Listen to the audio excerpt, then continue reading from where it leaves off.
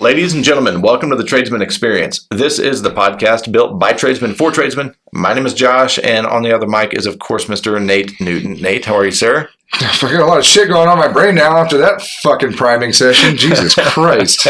You got all the shit I got to do. Hour and 15 minutes ago. Yeah. And, sometimes we get a little carried away. Mm-hmm. And we got to reel it in. Get back on track, and besides, I still want to go to the gym. Yeah. Before we get into the conversation tonight, I'm launching the first workshop March 31st. So this comes out the Monday before the workshop. So the workshop's on a Friday. It's on a Friday afternoon, 1 o'clock Pacific Standard Time. The workshop is a new coaching platform that we're launching, and it's group-based. So instead of one-to-one coaching, it's going to be group coaching. We're going to launch a workshop every month, and it's going to be topic specific. So think of it as a toolbox on steroids with an audience, an interactive audience. So there's going to be like a chat message type thing involved? Or? There is going to be a chat. I'm going to leave the last 15 minutes for Q&A. It'll be engaging throughout, but I'm going to set aside 15 minutes at the end for Q&A. This month, we are going through roles, responsibilities, expectations, skill set, requirement, and compensation packages. Brilliant. And how to build that, right? Because we talk about it a lot as opposed to what and why, but the workshop, and that's kind of what I'm thinking, is the workshop is going to dive into the how of a lot of the things that we discuss. I really like that conversation coming up because a lot of the times we think about it just within our own organizations, but we're about to do this with all of our contractors. Be like, hey, what do you do? Like, where does your shit end and our shit begin? And then where does our shit end again? And it's basically like, we're going to deliver a package of, here are our roles, responsibilities, and expectations. What do you need from us for us to be able to do this and operate within this parameter? Because there's always that this is going to help alleviate a lot of the finger pointing of like, well, you were supposed to do this and you were supposed to do this. And I don't know why that guy fucked this up. And there's always that thing when things go sideways. So if we can sit down with people, get the owners, the project managers, and superintendents involved. That should be a 20-minute meeting. It's not that difficult to come up with this. Right. But it's drawing your fucking lines in the sand, right? Creating clarity. Yeah. And everything within this little box of our roles, responsibilities, and expectations, we take 100% ownership for that. Everything outside of that, that's somebody else's fucking job, right? So that alleviates a lot of the bullshit. So we're going to start having sit-down meetings with the, especially like a lot of our custom home builders, a lot of our, we work with a lot of superintendent or project managers with some of these bigger organizations. And I feel like those conversations are going to be had with the project managers. You don't necessarily need to get the owners involved. Right. So a lot of times with those bigger outfits, you don't have access to the fucking owners anyway, right? That's right. So I think having those conversations and you providing some sort of a guideline for that, I think that's a really good jumping off point for the workshop. It really comes from a lot of the conversations that I have, and in the one-to-one coaching, I think with every single client I've ever had, roles, responsibilities, and expectations come up, and we work to create those. So the clients that I've worked with, they understand how to do it, how to even write it out, create these positions. It's also relevant to building a team. It's important to create all of these things before you start hiring people. Now, if you already have people, it's still important because people want clarity. They want to know what their role is, what they're responsible for, what's expected of them. Skill set and compensation packages. Do you have a growth plan for the people in your team? Do you have bonus opportunity or performance-based compensation opportunity? Do you have tier-based structuring for, skill set, hours, tooling? What roadmap do you have that's going to allow your team to follow and be rewarded for? Be prosperous in that. So the first one that we're kicking off is the roles, responsibilities, and expectations. The other reason I wanted to create the workshop, and not as a subscription-based, was because if there's a topic that we're going to do in the workshop and it doesn't apply to you, guess what? You don't buy a ticket. Right. Yeah. Don't show up that week. You don't show up. So you're not losing money. So it's literally kind of you choose. Right now, it is limited seating. It's 10 because the platform that I'm using allows me to host 10 people. If it grows, then I'll switch it to 2 a month with the same topic.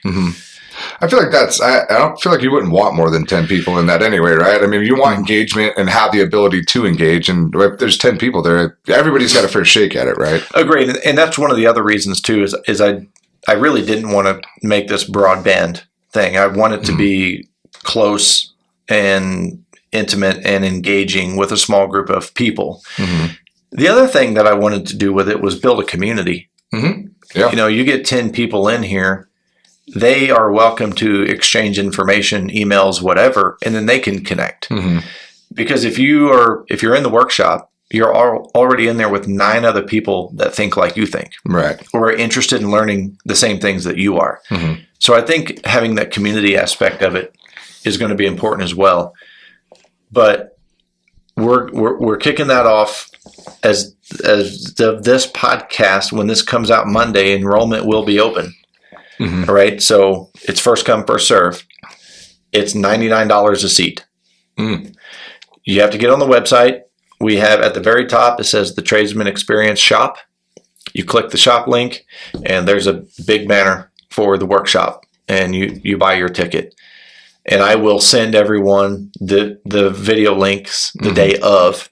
That way they don't have to dig in their email to try to find it. It's very accessible. It's there that day. And so, yeah, it's one of the new ways that I'm trying to add value and create accessibility.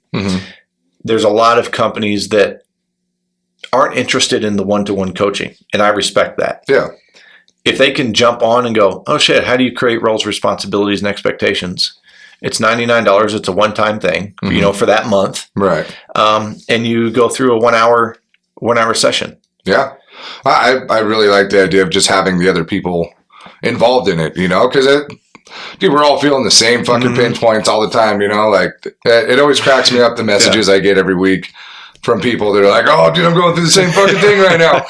And if you guys can be there in real live and in real time and bounce stuff off of each other, and you're there to help kind of mediate it, like you can jump in and kind of try and offer some solutions to this stuff. For just the interactive fact of it seems worth the fucking money, the value's there. The value's there. And what kind of cracks me up is you were saying that the first time we talked about roles, responsibilities, and expectations was 3-4 years ago, maybe? Yeah, it's been a minute. And how many times have you had to evolve those since? Doing it again, right? Right now, yeah. We've been doing it with our contractors. and I wanted to make that point because internally, it's not a one and done. Once you have this information on how to do it, then you have the freedom and flexibility to evolve those descriptions as needed, right? And create positions in the company as needed. There's a lot of companies that I work with that don't have an EFI.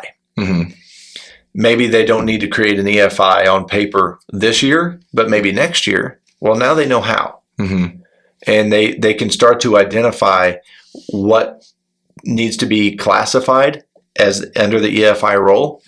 But it's a very excellent skill to have as a business owner, leader, or department leader in knowing it's just going to create clarity for you as well on how to appropriately lead and delegate, right? Because now you have clear paths of who is responsible for what. Right. You know what the skill sets are. Now you can delegate efficiently. Yeah. So I wanted to plug the workshop. So March 31st, 1:00 Pacific Standard Time. You got to go to the website, sign up, and then I will send you a video link. Tonight's topic is a little bit of a snowball of last week. We talked about building a team, creating those roles and responsibilities, and identifying what the best hire is. I'm getting ready to do some work with a local organization, And they were expressing to me, they said, one of the things that we hear a lot is that we have too much work and not enough help. Mm-hmm. And I think a lot of people's first reaction would be, I need to hire more people. I need to build a team. Mm-hmm. I think that might be their first thought or knee-jerk reaction. Logical move, right? It seems when like you're it. in that position. Yeah, when you're in that position, you're like, fuck, I need more help, right? I kind of wanted to talk about that this evening in the sense that, and I want to start with the narrative of it, is if you think that you have too much work and not enough help, or you think that you're overworked and underpaid, you're right. Mm-hmm. Because you think it. Yeah, right. So the first thing that you have to do is really step back and say, why do I feel like I have too much work and not enough help? Or why do I feel like I'm overworked and underpaid? Mm-hmm. Another element that I want to change is also, it's not, people don't really feel overworked and underpaid. They feel overworked and undervalued. Underappreciated. Yep. Yep.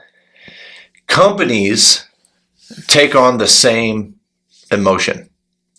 There's companies that feel overworked and undervalued. Mm-hmm. And they complain that the standard market value isn't high enough, or they can't find people to hire. So they start to create this justifying narrative as to why they feel this way. This generation's a bunch of pieces of shit. Right. I mean, I'm wrong, but entirely. They are different. Yeah. And And that was a little side note. So I did that first football coach thing yesterday. And, everybody, Nate is going to be offensive, defensive line coach for the high school that he went to. So yeah, pretty jazzed about it. It's going to be the biggest leadership test so far. So get to put whatever we preach out here to the test in there, But that was one of the things I was talking to the guys about. I was like, when we were playing, we did this and this. And one of the guys was like, you got to put that out of your head. These ain't the same fucking people, man. Mm-hmm. This is, the kid, they'll get after it. You just have to treat them in a different way. Mm-hmm. And it fucking resonated with me so quick because we've done it in business, Yeah. And so, for some dumb reason, my lizard brain, when I got in there, was like, well, this is what the fucking program looks like. Pick up a stick. Yeah. Hit the other guy. Right. But and then it's like listening to their approach on it. It's a lot of the same shit we talk about, and having you can't just bully people into shit anymore, So leadership is pulling, not pushing. Yes, exactly. And it's cool to see, in the first meeting with all the coaches that we're on the right track, the people that are actually doing the shit and getting good results out of it are doing the same shit that we're talking about, right? That you have to adjust how you treat your team and that you have to adjust your mindset in order to level with these people. And just like you're saying, the attitude that gets carried, once you adjust that, you'd be surprised what you attract, right? And it's not, you're not forcing the hire. You're not forcing the sale. You're attracting it. It's coming to you. Yeah. And I'm glad that you used the word attract, because if you are looking at your business, or if you're an individual and the narrative is that, I'm overworked and underpaid or overworked and undervalued, stepping back and saying, okay, why is this the case? And then asking yourself realistic questions that's really going to kind of bust the justification. So from a business perspective, and a lot of the conversation tonight is not going to be individual, it's going to be business. But from a business perspective, if somebody were to say, well, I can't find any good help, I'm again overworked, too much work, not enough help. One of the questions I'm going to ask is, so you believe that everybody else in your industry, in your area, is happy with who they work for? Mm-hmm. You're telling me that they're happy with what they're making. You're telling me that they're happy with the culture, that everybody else that doesn't work for you is so satisfied that there's no opportunity for you to attract them. Is that what you're saying? Kind of funny story, right? So we just hired another kid. Christian's been moving his way up. So he's almost stepped his way out of Greenhorn, so we got our next one on deck, right? Okay. And Yep. we hired Anthony. And Anthony comes from another welding spot up in Carson. And kid works for us for 1 day. We get a phone call. Hey, you guys hiring? I work where Anthony used to work, and he said it's pretty awesome over there. But like, you know, it took 1 fucking day of that kid being there, and you know, he'd been at this other place for however long. I wasn't really paying attention when he told me, but because I don't care, right? Right. It's about what you're doing right now. I don't give a fuck what you did before. Yeah. But like the fact that the culture struck him that much in 1 day that he already told other people about it, you know, and that. So the law of attraction there. Yeah. We're already attracting, and Yeah. So, which is leads me to another question to kind of myth bust this narrative is you have to ask yourself, why am I not attracting people? Regardless of the quality of them. Yes, regardless of the quality, regardless of the level of performer they are, the big question is, why am I not attracting people? It takes a very introspective and patient individual to be able to answer these questions because it challenges their narrative. And so many companies, right, that's their narrative. I experienced it last fall when I started going to supply houses to sell the RVT training to get out. And the supply houses hit me with that same thing. Well, they said, all of these companies have too much work. They don't have enough help. And we have too much work and not enough help that we can't even host seminars or trainings anymore. Blah, blah, blah. Right. And again, so it struck me because everyone is sharing this narrative. So think about how conducive that is to negativity when you talk to a friend that's also in the industries, even a different industry, but in the trades, and they say the same thing back. So they're echoing, right? They're parroting back not only what you say, but what they're saying to themselves. And so you immediately have this connection of, exactly. Like, I can't believe I can't find anybody. Yeah, I can't fucking get anybody to show up on time. Yeah, I can't. So they volley back and forth this ridiculous negativity that is ultimately limiting their own ability, their own opportunity, and really intoxicating their own mindset as to why they don't have help. Right. And it's not doing anything to perpetuate anybody forward, right? And then that kind of leaves us stagnant in the market, right? But then you got people like us, you know, and a couple other guys that we know of that run their operations like we do. They make something attractive. And then they're like, well, not only can I not find anybody anymore, but now everybody's fucking leaving. Right. Because you've become so negative and you've stressed your people out. And this is the thing that business owners do all the time. They take that aspect of their business that they can't find people and that nobody wants to work, and they project this shit onto their crew. And they're like, fuck, we can't get anybody. So now you got to work 20 hours. If we could just get people, it's like, shut the fuck up. What are you doing? Performance punishment. Yeah. Right? Yes. So they do. They ended up taking it out on their own team. And then it just reciprocates this negative narrative. And then the people on the team start saying the same thing. Well, if that's the message that you're sending, who would want to come work for you? Right.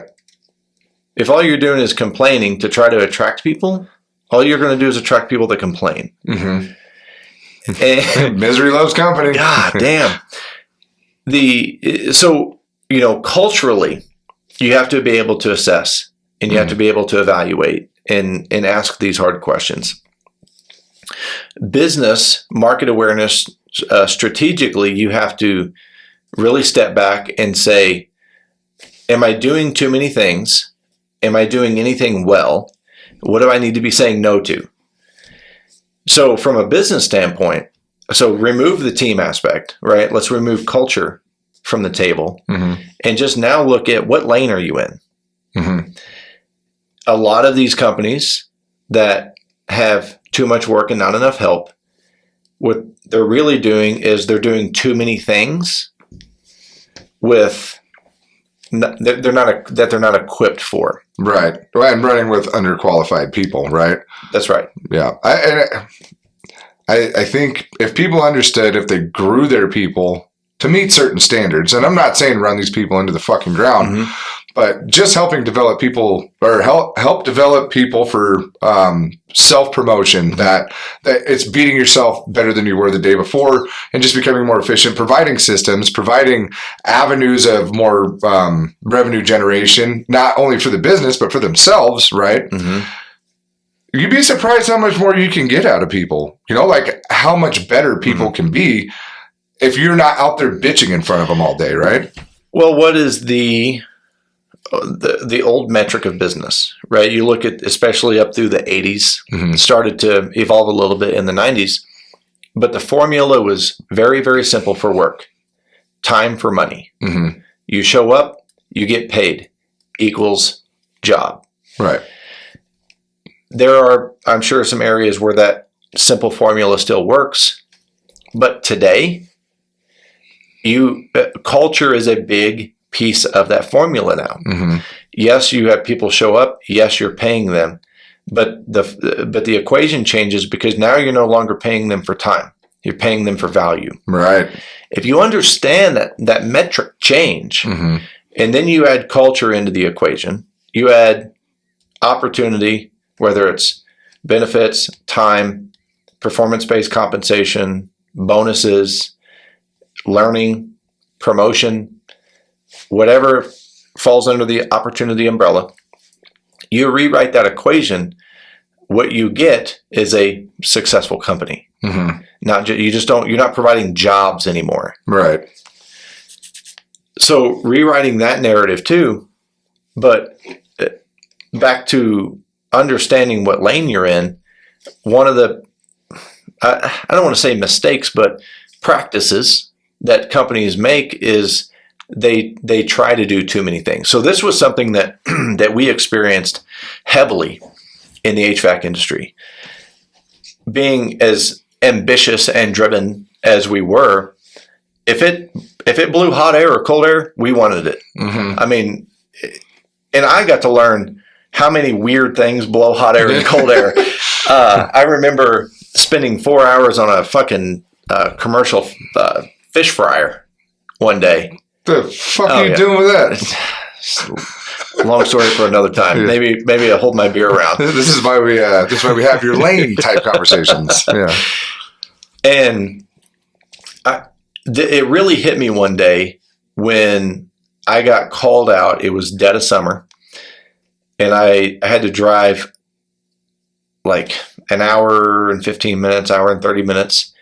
But it was one of those like holidays, like July 4th or July weekend, July 4th weekend or something. I was spending time with friends and we had to get together, and then I got called away. And I got called to work on an air conditioner on a travel trailer. Yeah, that sounds like it's up your alley. We had done a couple jobs down in this RV park. And it's funny because an RV park here and an RV park where I'm from is ours are like retirees. Ours are like meth heads. Have you seen National Lampoon's Christmas Vacation? That's what I think of an RV park. And it was on a popular lake, and we'd been down there a couple times. And I was actually getting some resistance from some of my technicians. Why are we working on these? Why we didn't stock the parts, and the reality is they're throwaway systems. So then I got hit with it. I got hit with the I just had to go out. I'll just be polite, right? So I had to go out. I drove down to this park, and I remember being up there and asking myself the same question my technicians had been asking me: why the fuck am I up here? Because you could go to, at that time, you could go to a place that sold RVs, and you could buy a whole new rooftop little air conditioner system for like $700 or $800. Shit. So by the time you paid an after hours diagnostic fee and then the after hours whatever, you're halfway. Even if we just change the capacitor, you're halfway to a new fucking system. Right. So it was not, our lane was too wide. We had too many things moving down this lane. So it was shortly after that weekend, I basically called all my techs and I said, no more campers. Yay. Yeah. Oh, they were super They happy. cheered. Who was not happy was my business partner. He saw money there. And he had a camper in that RV park too. Oh. So he liked to. He was out spouting it off to everybody. Right. Oh, yeah, we'll fix your AC. That's right. Well, And you go do it then, buddy. that's exactly what I said, which he didn't like that either. But that was one of the things that, we had paved this lane and we were working on all of this. All this fucking crazy shit. Like I said, I was working on a fucking fish fryer. We were working on commercial stoves. We were working on RV AC units and everything, including mini splits, regular systems in a home. I think the biggest unit that I ever worked on was what in refrigeration terms was a 100-ton rooftop unit. It was on top of a hospital and everything in between. We had to start to narrow our lane a little bit because we had gotten to the point where we had too much work and not enough help. Weird. So my point to that story is one of the things that you have to evaluate is what are you going after? What are you doing? What are you doing? What is it that you want to be known for? Do those two things align? Do your behaviors match what you're saying? And in business, it's really easy to be distracted from that conversation where what you're doing and what you say you're going to do aren't the same. Right. And it's really painful in the beginning to start saying no to clients. We've talked about that before. So you start creating alternative ways to still serve the client. Maybe a side job for your team. Maybe you align yourself with a worthy rival that does work that shit on those things, right? And now you can refer business to them, which we had some. I had really good relationships in the HVAC industry. My partner, not so much. But I hadn't burnt any bridges in my tenure as a technician. So I would refer certain things, and actually they would refer things to us. So we had this really good working relationship. But it really came down to, all right, we have too much work and not enough help. And I recognize it as, all right, we need to narrow, our lane back down. Yeah. And that's what we ended up doing. And we were able to be so much more efficient. And when everybody on your team, and this isn't, you got to be careful. I've talked about this before. It's not about your team giving you permission, right, to run your company. And it's also not about creating a mutiny. But if you're a good leader, you're going to listen to your team. And when everybody on your team is saying the same thing. Why the fuck are we doing this? Right. And the opposing narrative is quote unquote networking because you also play in the same campground. Right. For me, it doesn't align with my values. You're networking with a bunch of shit you shouldn't be fucking doing. That's dumb. My thing was, why would you want that headache, right? Why would you want to go down there and then end up getting wrapped up in work or conversations about work? It didn't make any sense to me. Yeah, don't shit where you eat, Yeah, that's exactly what I was trying to say. So I think another side to this too is, when people say they have too much work and not enough people, well, let's say you got the people. Let's say you're okay, let's go down this road. Let's go down this road. Let's say that you got a 4-man team right now. So you and 4 people. Let's say you bumped it up to 8. You found enough people to cover all this work. Can you effectively lead those people? And I'll tell you right now, the answer is fucking no. And you can't onboard 4 fucking people simultaneously. So onboarding. You can't create systems to keep those people busy and moving, let alone underneath your standards. So when you say we have too much work and not enough people, Matt and I, we never hire more than 2 people at a time. And usually when we're hiring 2 people at a time, we have 1 high performer and 1 greenhorn. Or one person exiting, Yes, one person which is the current situation. Current situation. Right. And we're still looking for a high performer right now, and we think we got one on the line. But even that, like, because there was one point where we brought 2 people on at the same exact time. And then there was a third that came in shortly behind it. The clusterfuck that just 3 people caused trying to, bring people into our standards and work within our culture. You think that that's going to solve your problems. It's going to cause so many more problems for you. And luckily, Matt and I, we were able to navigate it, and we had people in different positions. So there was like a greenhorn and that was when Garrett came in as well. And Garrett just kind of jumped in. He listened to the podcast and everything. So it was kind of easy to, he was kind of a fucking shoe-in, Yeah. But be careful of what you wish for. Mm-hmm. If you don't think it through, you're going to get kicked in the dick when it actually shows up, and it's not just plug and play. You're like, oh, we got enough people. They're going to do everything we need. You just hired a pipe welder to be a structural guy. What the fuck do you mean you got what you need? You just got a warm body. Mm-hmm. That doesn't solve your problem. I think that's a brilliant observation. And it really aligns with my thoughts on sales and marketing. Brittany and I talked about this a little bit on the podcast with her, is most companies don't know how to develop the framework internally before they expand externally. Right. So they get the work, they need to hire the people, and they lose their ass across the board because the overhead's up, the finances are up, and there's more money going out than in, even though you have more work because you don't have the systems in place to properly hire, onboard, and plug people into these positions. Mm-hmm. So that's a really smart angle when answering the question, why do I have too much work and not enough help? Mm-hmm. And what is the best solution? Right. So the ego narrative, the widening of the lane. And then to your point, it's like, okay, if you had everyone that you needed tomorrow, what does that look like? So what is the best? Are you the ringleader of this fucking circus or what? Like, because that's what it's going to be as a circus. Completely. Yeah. And so if I were to answer the question, what's the best method? Evaluation. Yeah, it really is. It's evaluation, right? You have to get to that 30,000 foot view. Mm-hmm.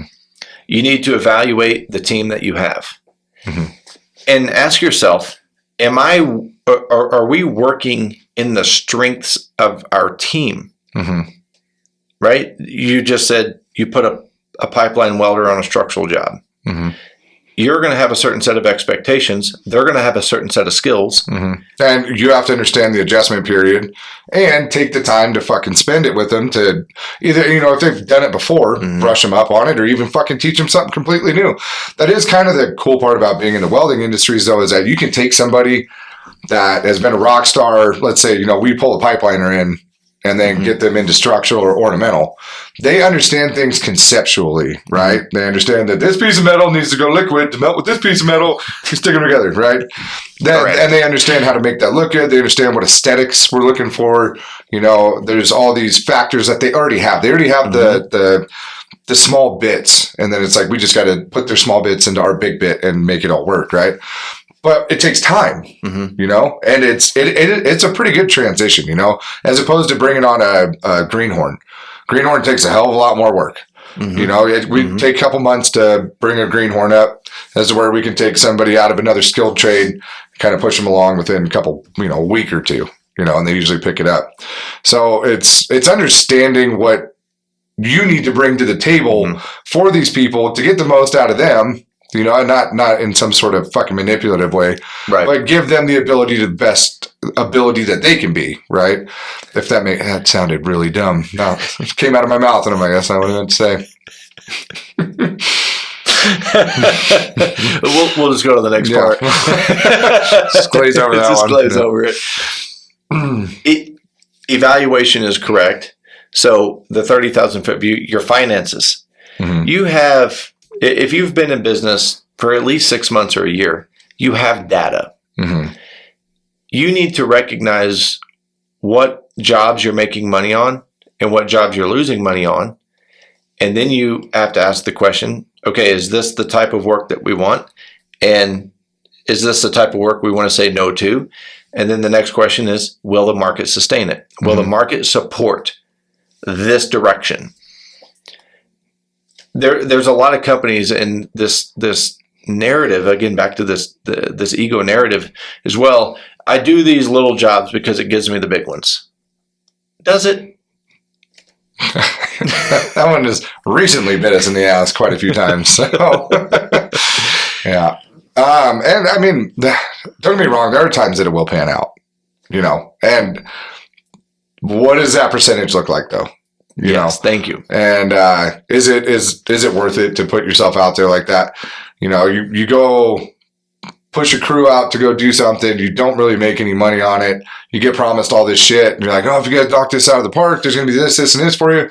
Fucking knock it out of the park.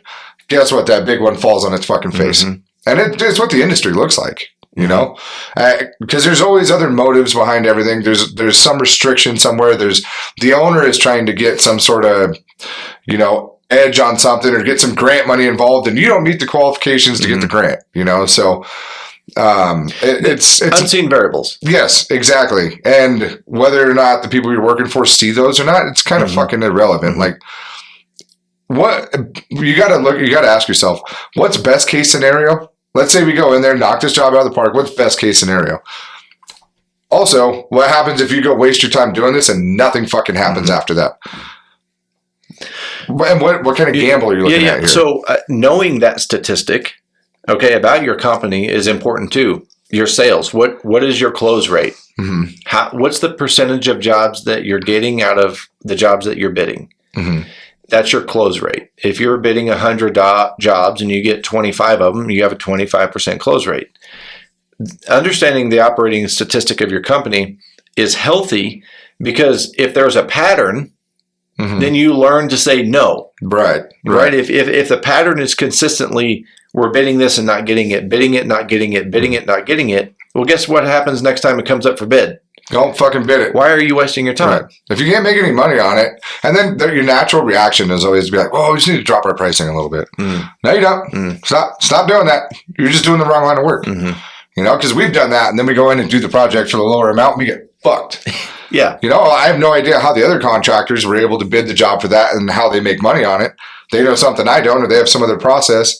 But regardless, I don't have it. So we just lost money because I just wanted to get a job, right? Yeah. Thank you for saying that. They may have a different process. I think it's so easy for the narrative to come up when somebody loses a bid that, well, they're just doing it cheaper. There's a chance they're doing it more efficiently. If they've been around, they're making profit. Yep. They've got a way of doing it, and you don't do it that way. And also, you can't dictate what profit they are selling at. Right. I mean, because, dude, you look at a lot of these big outfits, they're operating on 6 to 8% profit single-digit percentages. Yeah, they're doing that, but they're basing it on volume, right? Right. With what we sell, we're not going to go out and do jobs for that profit margin for what we sell. It's hard to specialize and customize at volume, especially in small business. Right. The workload that it takes to have that hold on the market, to own that much of the market where you can customize and specialize and, run at volume. Yeah. Like you're turning out a lot of work. There's some companies that do that. I'm not saying it's right or wrong. What I'm saying is you need to be aware. Right. You need to evaluate, and you need to purposely make decisions about the work that you're going to do and the work that you're not going to do. And when you start removing work that you don't need to be doing, guess what happens to the performance of the existing team? Fuck goes up. Yeah. Doing what they're good at. They do what they like. Thank you. Yeah. So now this problem of too much work and not enough help shifts to a lot of the right work with the right team. Right. Now you're making more money, making more profit. You can actually pay them more. Got happier contractors. It's a good recipe for winning all the way around. the only people that it's going to disappoint are the people that you start saying no to. Mm-hmm. But the reality, question behind the question is, were you best serving them anyway? You were going to fuck that up. Yeah. You were not going to be able to serve them at the capacity that, probably somebody else that's more in tune with that line is going to take care of them with. And I mean, this is what I wish more subcontractors understood, is having the pulse on your industry. Your specific industry, having the pulse on who's doing what, who's doing good at what, where are you hearing good things from? Because everybody will hear like, oh, these other guys showed up, fucked this up and this and that.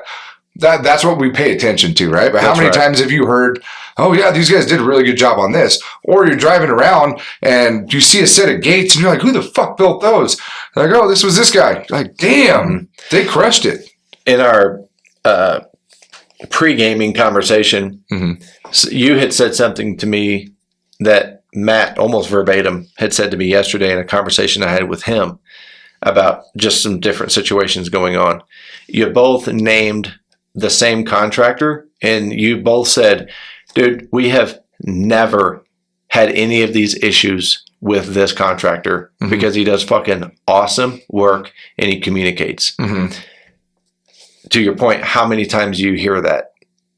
Right. You listen, you hear the shit about right. about things that people are doing wrong. Right. And maybe it's our responsibility to be more vocal about that. Because if that's what everybody wants to do is run around and cut each other down, nobody wants to listen to that fucking shit anyway, right? Who gives a fuck if they fuck something up? They'll run themselves out of the market. If they're that fucking bad, they won't be around, right? So maybe if we give credit where credit is fucking due, and maybe try and boost, point out, we're like, hey, dude, you fucking kicked ass on this thing. And ask the question, right? Turning the conversation. If you're having, if you're being bombarded with that complaining negativity, just go, hey, so who would you recommend? Who does a good job? Ain't nobody does fuck all around here. Oh, okay. Yeah. All right. Okay. Well, then, yep. Yeah. You're probably right. Yeah. I think, therefore I am. Yeah. And, and then it's like, well, if that's how they are, you don't want to refer your contacts to that idiot. Yeah. Because they're clearly not open to the opportunity that somebody can do something correctly. So what do? They're just fucking overworked and they have too much work and not enough help all the time. I think there's an opportunity for cross-industry stuff too. Like, oh man, especially, that's a big one. Yeah, like if we talk about whatever framers we like working with, the guys that are doing good jobs on the framing end, or concrete guys that can set a fucking anchor bolt where the fuck it's supposed to go and set them straight. Dude, if we can find a couple of concrete guys, we got like one or two that'll fucking do that, but just to set anchor bolts straight up and down. I'm like, fuck yeah. I want to tell everybody about this. But if you ask questions cross trade and find out, especially talk to your general contractors, be like, hey, who are you guys using for this? Like, if we're talking to like one of our big outfits, like, hey, who are you using for your piping? Or who's doing the plumbing, or, I've always got a guy, right? I know I talked to all the contractors about who's doing what. I always got a guy for something. You can fucking call me up and ask me, I need a fucking, industrial electrician. Yeah. I got the guy, We had some custom homes come up where when we would get with the homeowner or the general, we would recommend, hey, we worked with this plumber on this job. And being a technician, you recognize quality when you see it. Yeah. And when we would do a job and the plumbing was fucking balls on, or the electrical panel was all like down 90, like sexy. That's who I want to work with. Yeah. Or they communicated what step in the process they're in and what you need in order to make all this shit flow pretty easily. Man, you know how cool it was when an electrician would come over and say, hey, where's your outdoor unit going? Where's your indoor unit going? What wire do you need? So, in line with what we're talking about, if you're having those conversations and working with those contractors that you like and you guys work well together, that means you need less people to go out into the field to rework all this fucking shit when it gets fucked up, right? Yeah, absolutely. Because the quality's there, the standard's there, the cross-pollination of excellence, right, is there. The other thing that it's going to do is give you another platform for recruiting, right? If you work with a plumber and then he's on another construction job and he's working with a different HVAC contractor and he's like, hey, if you guys talk to these guys are looking, for an HVAC guy. So it opens up another pool of recruiting because that guy knows your standard. And now if you have too much work and not enough help, but this is back to the attraction, the law of attraction, right? Now it's spreading through positivity, work quality standard, where the plumber is going to tell this other HVAC guy, hey man, go check these guys out. Like I worked on this house with them and they fucking get shit done and their stuff looks good. Right. And technicians talk, right? Guys talk on the job site. Hey, do you like where you're at? Hey, do you make good money? Hey, how long you been doing this? Hey, because they want to know, right? So we always call it dumpster talk, but the barbershop gossip kicks up and it can be used as a form of recruiting. So at the end of the day, this whole problem, I believe, there's exceptions to the rule. There are companies that are overworked and they don't have enough help that specialize and they need fucking specialists. Like, you're right. But at the end of the day, this is really a mindset problem. Oh, all day. Yeah. Yeah, it's that famine mentality, right? Scarcity mindset. There's not enough fucking people, and they don't want to cut. None of them are coming to find me. Well, probably because you're a piece of shit. Nobody wants to work for you. Yeah. I really liked that conversation we had with Derek Garrett, where he was talking about that. He's like, we don't have to hire anybody right now. So like, if nobody's really bedazzling us, we're not really bringing them on. It's like, to be in that fucking position with as busy as that guy is, like he's doing shit right. I think that's a conversation that you and I can have on here upcoming is how to interview, how to build that attraction. Well, that way, when you do walk in, if you're looking to make a move, what does that look like for you? What strategically? Right. What does that look like for you? How do you engage? How do you get past the bullshit in that first interview? Like, I hate wasting time with like second interviews and just like they come in for the second one, they think they've got it nailed, and they're just a fucking putz, and you're like, damn it, you got me. At least we didn't get you on payroll yet. Yeah, I mean, our interview process is a little more rigorous. Every time I work with somebody and I tell them that it's a 3 interview minimum, they're like, how long does this take? And I'm like, 2 to 3 weeks minimum, not maximum, minimum. And that's just to get them on payroll. That's not even onboarding them. Exactly. That's not even the onboarding process. Because we're making an investment in someone. And those don't happen overnight. This ain't a get rich quick scheme. No. When we would onboard someone, especially in the productive years of the company, I was very fortunate, and you guys are getting to experience that right now with Anthony. Is the first 3 weeks of the 4-week onboarding process, I delegated it. I would send them with a different technician every week. You're going to ride with Nate this week. All right, you're going to ride with Matt this week. And I would be like, no, you fucking learn. And then I would always talk to the technician, hey, so-and-so is going to ride with you this week. Ask questions, learn, make sure they fit the culture. Beat them. Let them do things, put them in uncomfortable situations. And then week 4, I would put them in a truck or whatever, and then I would ride with them. Not all day every day, but at least half a day each day. Yeah. And that would be the final onboarding process. And then, because I was communicating with my team going, hey, what do you think about Nate? Yeah. Yeah. Because, I mean, for one, like we've talked about, that it's an unrealistic expectation if we're the ones bird dogging them, that they're going to expect us to be around all the time, right? Well, we're not out in that fucking shop. So it's like, we took Anthony, we put him with Grant for the first, this whole week he's been attached to Grant's hip, So I think Grant is the standard, like that dude fucking, everybody strives to be like Grant's quality. So to stick him with him and, same thing, Pull Grant in at the end of the first day. How's he doing? Fucking kid gets after it. Yep. He's got a lot of shit he can learn, but kid can get after it. It's like, fucking A, that's what we need to hear, you know? And again, that builds attraction. Mm-hmm. You bring a new person on and you put them in the culture for their onboarding, and you're not the one doing it. Just what happens the next day, somebody they know, hey, you guys have any more positions available?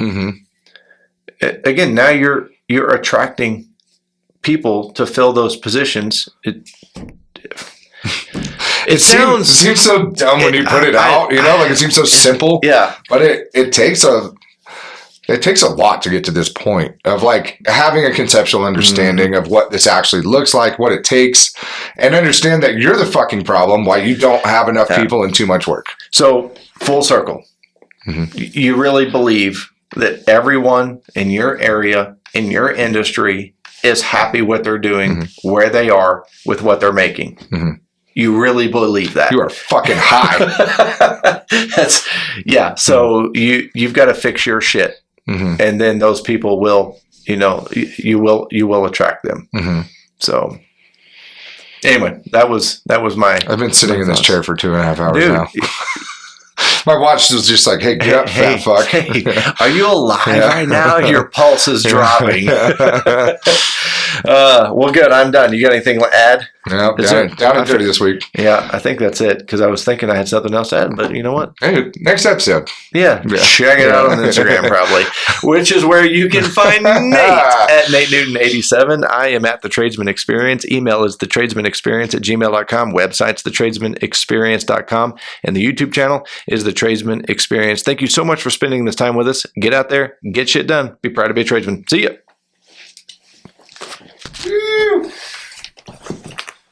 Another one for the books.